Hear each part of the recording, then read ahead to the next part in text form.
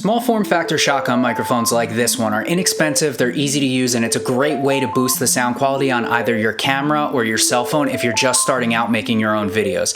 I went on Amazon and I found the first three that popped up that were around $50, and today I'm doing a review of all three microphones. So you guys ready? Let's get to it.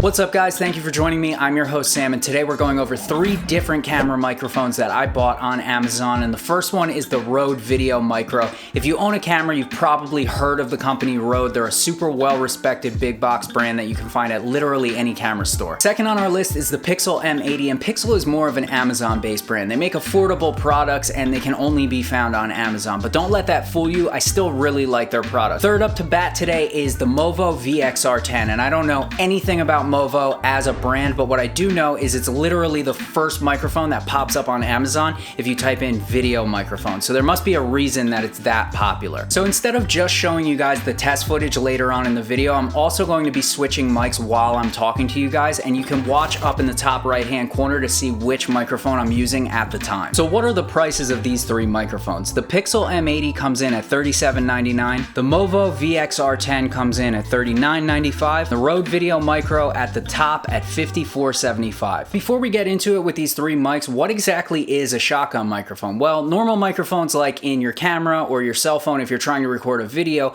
are picking up audio from everywhere because they have a real wide polar pattern, whereas a shotgun microphone has an extremely directional polar pattern, which basically just means it wants to pick up audio from whatever it's pointed at and block out the noise everywhere else. This makes them really useful for talking head and vlogging situations as well. The Movo VXR10, the Rode Video Micro, and the Pixel M80 all have real similar form factors and functions. They all come with a 3.5mm jack on the back of them. The included 3.5mm wire gets plugged into that jack. You plug the other end of that wire into your camera or your cell phone, and now you're ready to record audio along with your video. Also, none of them need any battery power. There's no power switches, nothing like that. It's literally just plug and play.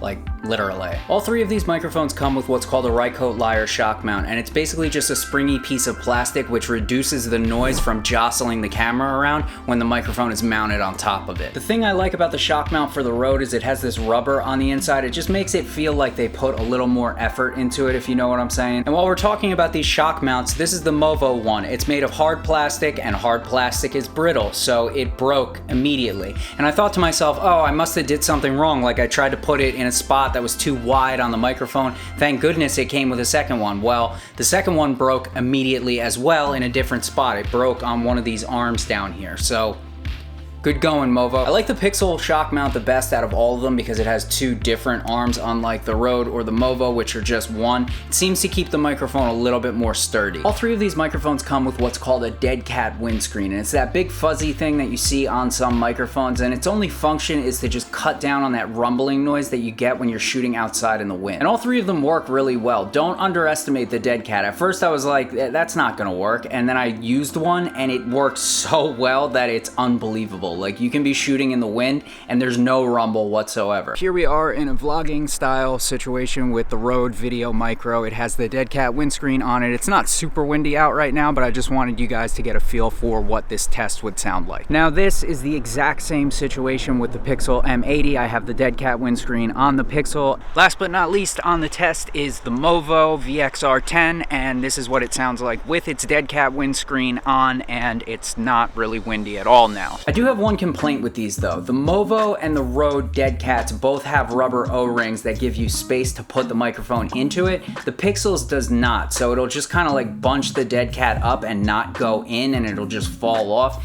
It's a really weird design. It has like elastic around the hole for some reason, as opposed to an O-ring like the other two. In the Pixel's defense though, it's the only one out of all three that comes with a foam pop filter alongside the Deadcat. The other two don't have that, and all it does is it goes over the microphone and it reduces that P noise, that popping noise. While we're talking accessories, the Pixel and the Movo both came with their own cases. The Movo has this nice little leather baggie, and the Pixel came with this really nice foam case to carry all your accessories in. The Rode Video Micro, on the other hand, just came in like a kind of ripped box. The delivery driver might as well have just The only other accessory to cover are the 3.5mm auxiliary cables that all three of these microphones come with. The Pixel and the Movo both come with an extra wire each for cell phone compatibility. However, the Rode only comes with one cable, and I don't know if it's compatible with both or not. And also, it doesn't really matter because the cell phone companies took our headphone jacks away. So, I mean, what are you gonna carry a dongle around to use the headphone jack once a year? Just bring the headphone jack back. Why even get rid of it? Because waterproofing, what about the power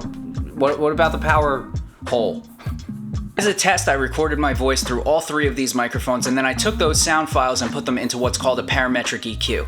A parametric EQ is just a tool that sound designers and musicians use to shape sound, but you can also use it as a histogram for sound. And this makes a parametric EQ a very good tool because it allows us to see exactly what frequencies are too high and too low in any given sound. The histogram in a parametric EQ works exactly the same way as the histogram in your camera, only we're dealing with audio instead of video. If you imagine the histogram in your camera, everything to the right is very bright, everything to the left is very dark. If you come back to the histogram inside a parametric EQ, everything to the right are very trebly sounds like cymbals, and everything to the left are very bassy sounds like 808 kick drums. So if we take our test audio from the Rode Video Micro and we plug it into our parametric EQ, you'll see that there's a high-end roll-off around 12,000 Hertz. This is standard and it doesn't sacrifice clarity whatsoever. You don't really need anything above 12,000 Hertz unless you're taking videos of like dog whistles or something. The Rode maintains a flat frequency response all the way down to 100 Hertz, and then it has a nice smooth roll off in the low end, and this makes it the best sounding mic to my ear out of all three of them. The other thing the Rode is the best of all three with is build quality. It really feels sturdy and like it's made of quality materials. The other two feel cheap in comparison.